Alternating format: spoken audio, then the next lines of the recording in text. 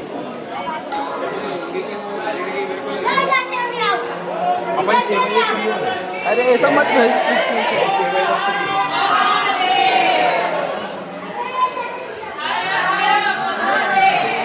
हरो हरो हरो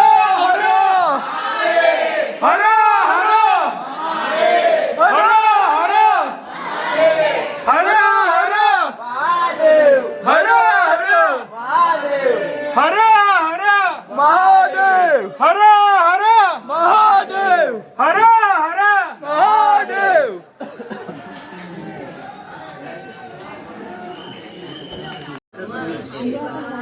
आता आम्ही इथपर्यंतच रेकॉर्डिंग करू शकतोय. पुढे रेकॉर्डिंग करू नाही शकणार आहे.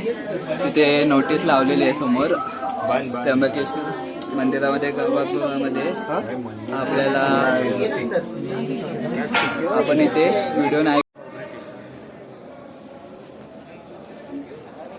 आता 5:44 झालेत आणि आमचं दर्शन झालं आहे. छानपैकी झालं आहे दर्शन.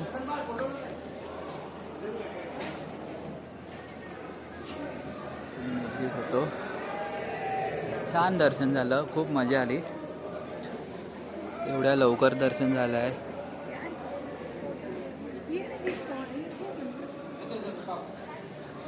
तो बघा वरात कसं झालं दर्शन. सुंदर, पण जे पळायला लागले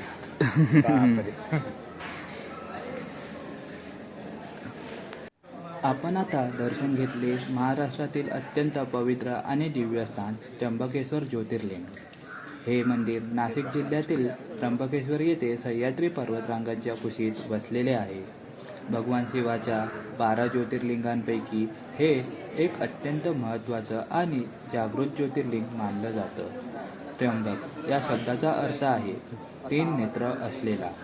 येथील शिवलिंग हे खास आहे कारण येथे ब्रह्मा, विष्णू आणि महेश या तिन्ही देवतांचे प्रतिकात्मक दर्शन होते. म्हणूनच हे एकमेव ज्योतिर्लिंग आहे जिथे त्रिदेवांची एकत्रित उपासना केली जाते.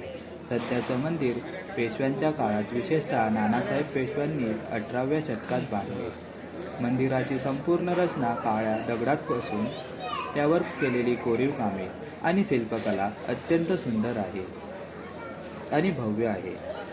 मंदिराजवळच असलेला ब्रह्मगिरी पर्वत अत्यंत पवित्र मानला जातो. याच पर्वतावरून पवित्र गोदावरी नदीचा उगम होतो, ज्याला दक्षिण गंगा असंही म्हटलं जातं.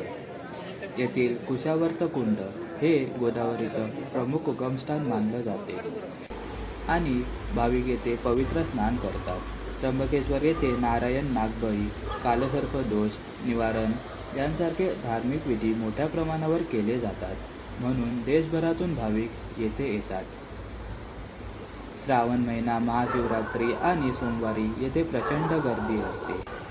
इथे आल्यावर मनाला एक वेगळी शांतता मिळते आणि हर हर महादेव आपोआप विचारला जातो.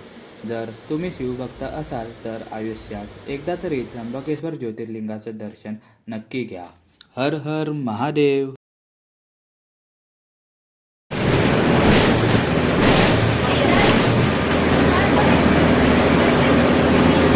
दर्शन झालेलं आहे सगळं. आता आमची रिटर्न जर्नी सुरू होते. बसमध्ये बसून आता नाशिक रेल्वे स्टेशन आणि तिथून डायरेक्ट घरी. मी ठाणेला उतरणार, दादरला उतरणार.